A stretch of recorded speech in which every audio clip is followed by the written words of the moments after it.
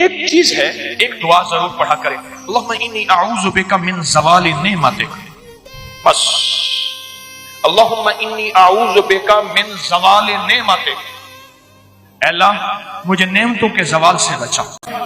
گردے ٹھیک ہے نعمت، دل ٹھیک کم کر رہا نعمت، جگر نعمت، معدہ نعمت، پٹھے نعمت، آنکھیں نعمت، کھانا نعمت، نکل جانا نعمت، بیٹھنا نعمت، پھر بیٹھ کے اٹھنا نعمت، سونا نعمت، پھر سو کے اٹھنا نعمت، لوگ مجھے سلام نعمت، رحمت نعمت، اولاد نعمت، بیٹے نعمت، دنیا کے جتنی بھی نعمت ہے۔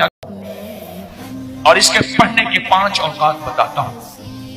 ایک اذان کے بعد، غور سے سنیے گا، حدیث میں آتا ہے اذان کے بعد دعائیں قبول ہوتی، ہاتھ اٹھانا ضروری، یہ دعا پڑھ لیں، اذان کی دعا پڑھ لیں، یہ دعا پڑھ لیں، پر یہ دعا پڑھیں۔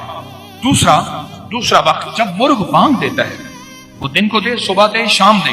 اکثر لوگ کہتے ہیں مرغ کا بانگ دینا صبح یوں ہے دن کو نہیں، فرمایا جب مرغ بانگ دیتا ہے، حدیث میں آتا ہے وہ عرش سے رحمت کا دروازہ کھلتا دیکھتا ہے۔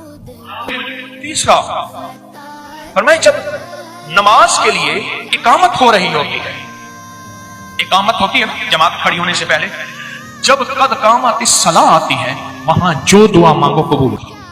چوتھا، والدین کے چہرے کو دیکھنے سے مقبول حج کا ثواب مل گیا ہے۔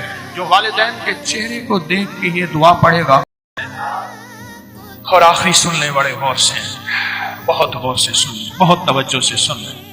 کبھی نہ کبھی آپ کو موقع ملے سفر کا، کہیں بھی، یہ کراچی میں بھی آپ پل میں پردیسی ہو جاتے ہیں، پردیسی ہو جاتے ہیں، کہاں لمبے سفر ہیں کراچی کے، لاہور کے، بڑے بڑے شہروں کے، اللہ سے کہہ دیں کہ اللہ میں مسافر ہوں، اللہ میں پردیسی ہوں۔ مسافر پردیسی کی دعائیں رد نہیں ہوتی، میں تجھ سے یہ دعا مانگتا ہوں، اے اللہ مجھے زوال نعمت سے بچا۔ اللہ زوال نعمت سے بچائے گا۔ اور اوقات بھی وہ ہیں جن کا تعین حدیث میں موجود ہے۔